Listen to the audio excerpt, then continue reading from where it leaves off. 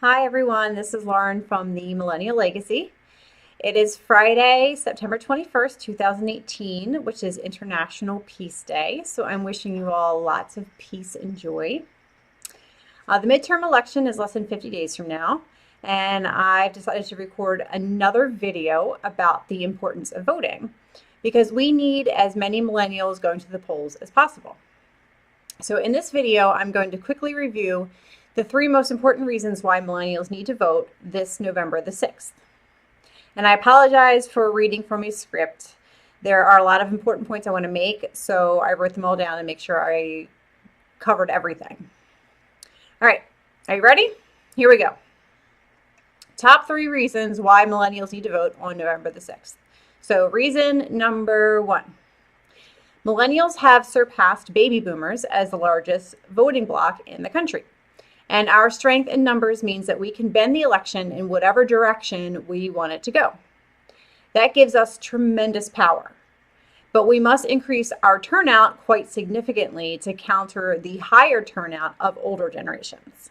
In the last midterm, only about 20% of young people voted, compared to about 45% of older people who voted.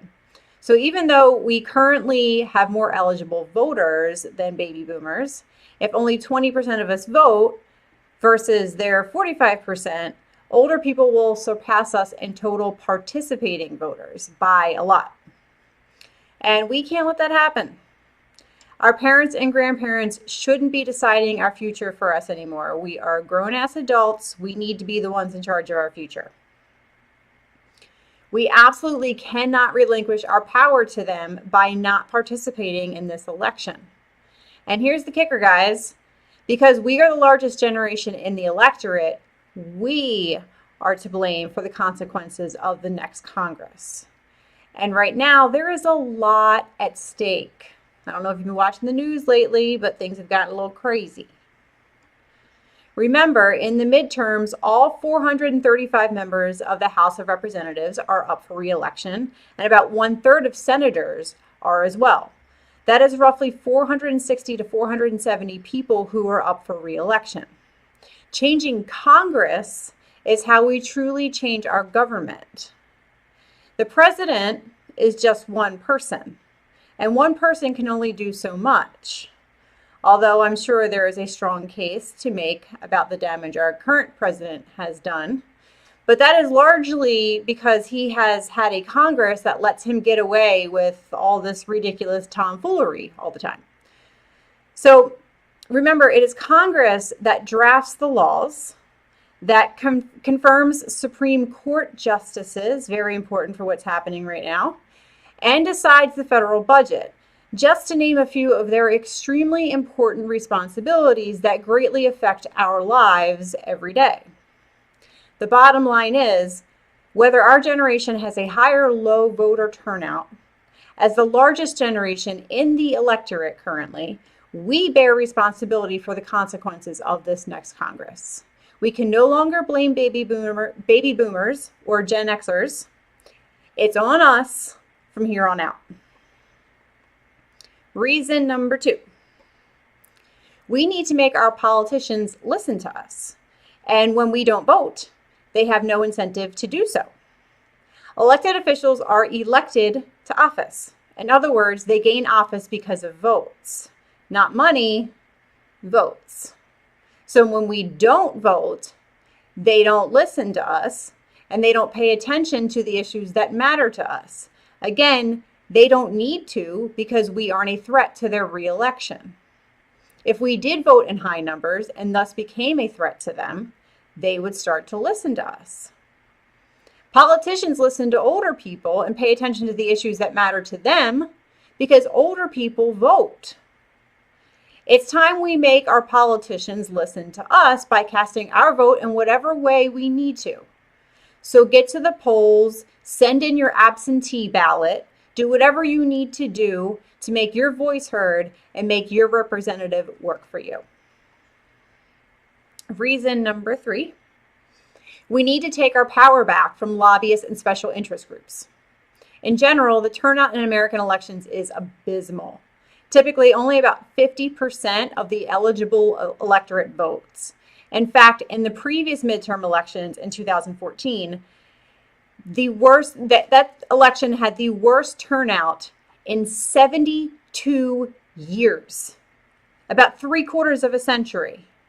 There was only 36% of the eligible electorate that voted in the 2014 midterms. That is fucking terrible. I mean, it's embarrassing. The dismal voter turnout has left a power void that lobbyists and special interest groups have been very happy to fill. They have greatly enjoyed the ability to have tremendous influence on our representatives by lining their pockets with generous campaign contributions. When we don't vote or hold our officials accountable, this is what happens. We give up our power, allowing other groups to come in and take it. Groups like the NRA, pharmaceutical companies, big oil, Wall Street. Our willingness to abdicate our democratic responsibilities makes it far easier for others to gain influence and power over the representatives who are supposed to be representing us and our interests. So if we want to make lobbyists and special interest groups less of a factor in Washington, we have to vote. Remember, the strength of a democracy is directly correlated to the participation of the citizens. When we don't participate, our democracy weakens. Vice versa, when we are consistently and vastly involved, voting in high numbers, staying informed, holding our elected officials accountable, our democracy is strong. We can't blame our elected officials or the lobbyists and special interest groups for the sad state of our country. That is the fault of the American people, because a democracy is a government of the people, by the people, and for the people. We are the reason for the mess we're in, and we are the only ones who can get us out of it.